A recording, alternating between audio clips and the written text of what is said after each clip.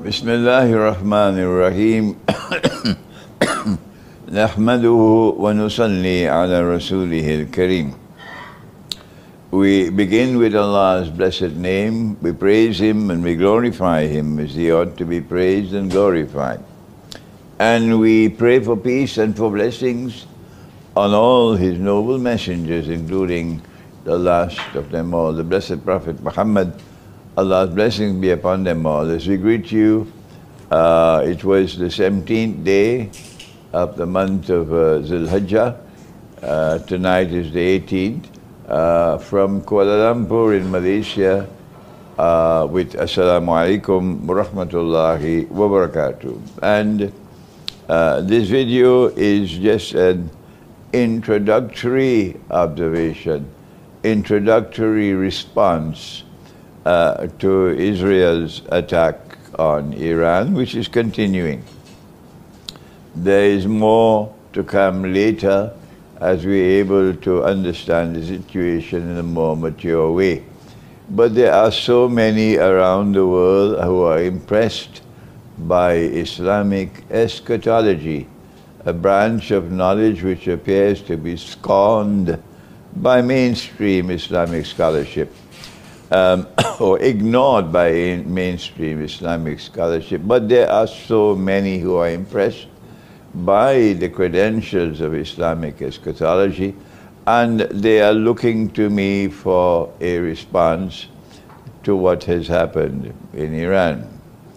And I want to, first of all, apologize. I have the flu, and I'm taking antibiotics because there's an infection in the throat, and I also have a cough. So kindly bear with me in my illness. And secondly, that I am about to fly tomorrow to Indonesia, and I will be in Jember for the next 2 weeks. I look forward to going to Jember. I hope get some rest. I badly need some rest.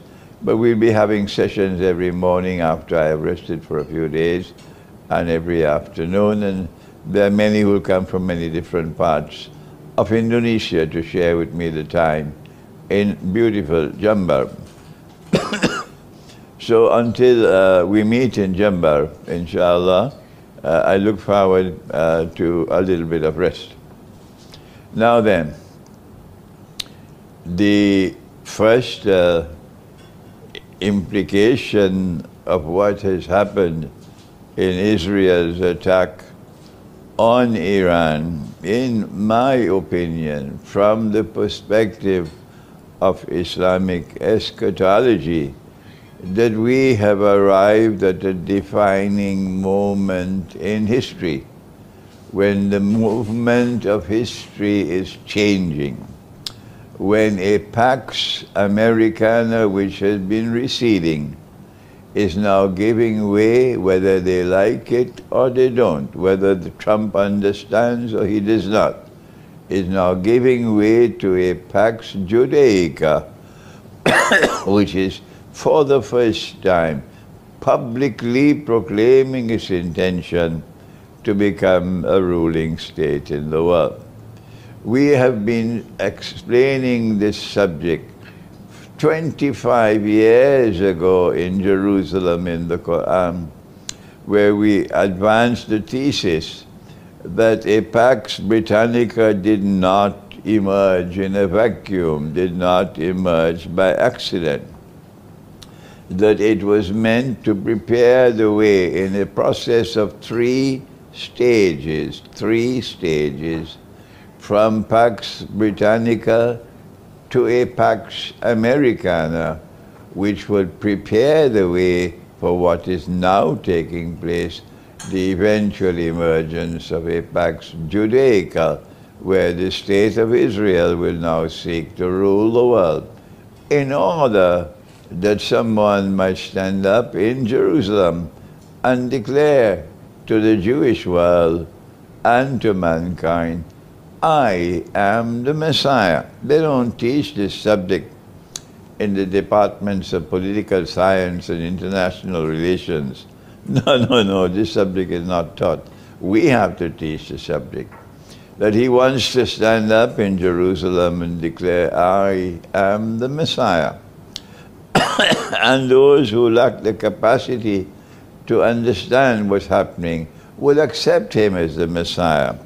But not the world of Islam, which will recognize him to be Al-Masih al-Dajjal, or the false Messiah, and not that part of the Christian world which has not betrayed Jesus and which will recognize him to be the Antichrist. But that is not taught in academia.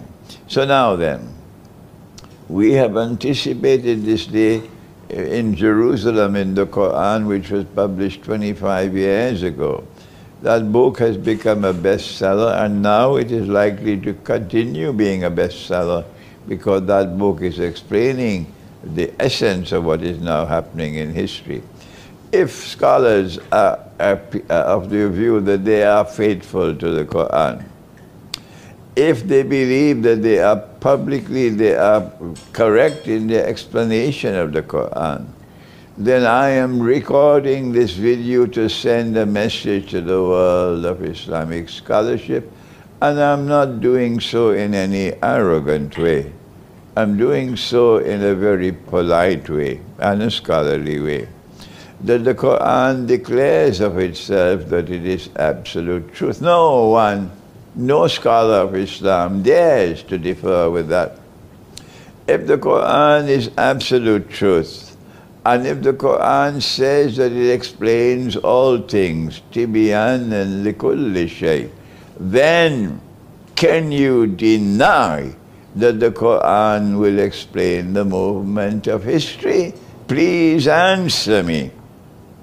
Instead of shutting the doors of the masjid to me, as they have done in Malaysia, you should answer me. Is the Quran not claiming that it explains all things? Well then, would the Quran not explain the movement of history?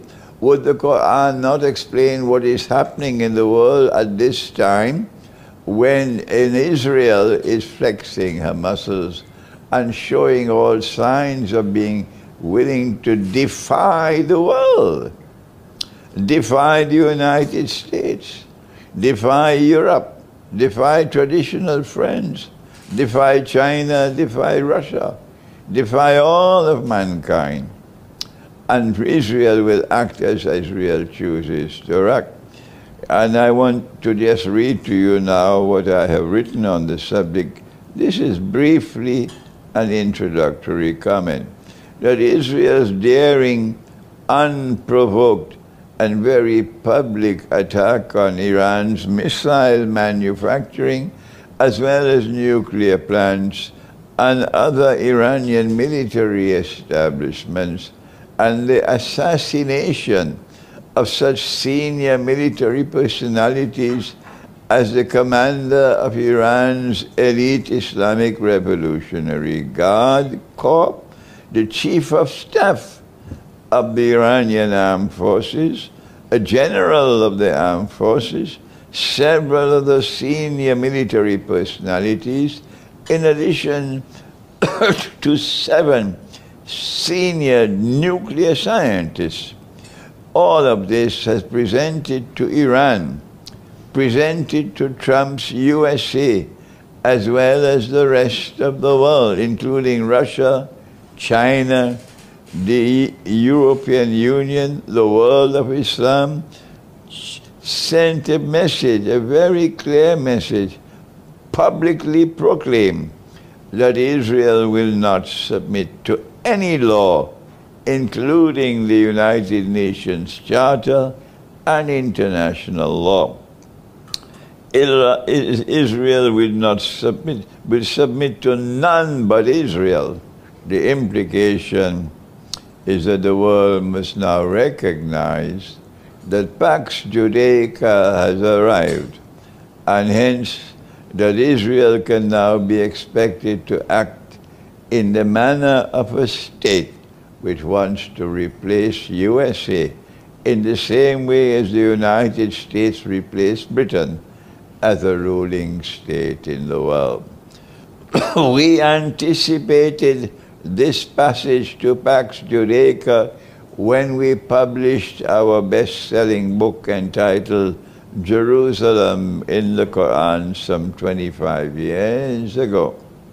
Since Iran responded to the Israeli attacks with the usual barrage of missiles against Israeli cities, while nuclear Pakistan has remained, at least publicly so, silent. We can now witness a continuation of attacks on Iran until Israel is satisfied that Iran cannot possibly become a nuclear power anytime in the near or intermediate future. This, I am suggesting, will be the first demonstration of the new world order of Pax Judaica. The military expert will now have to examine the question whether there was a link between the recent act of terrorism in Kashmir, which provoked a reckless Indian military attack on innocent Pakistan, and Israel's present equally reckless attacks on Iran. Was it possible that war between a warmongering India and Pakistan was meant to probe Pakistan's military capacity to assist Iran in defending itself from an Israeli attack? Did the Israeli Mossad plan and execute the act of terrorism in Kashmir in order to provoke war between India and Pakistan? Every Kashmiri Muslim believes that. And I am now confirming to them, you might be correct. If this is so, it would indicate India's role in the new world order would be that of a strategic ally of Israel. But that's not new news. After all, it is now clear that the swarms of Israeli fighter aircraft could not have flown through Syria and Iraq to launch their devastating and highly successful attacks on Iran had preparatory work not first been done in both Syria and Iraq. The world can now better understand that Israel's use of the bogus jihad that toppled Assad's regime, the bogus jihad that toppled Assad's regime, cleared the way for Israel to destroy Syria's air defense capabilities and open Syria's skies for the Israeli Air Force to attack Iran. Let me repeat that.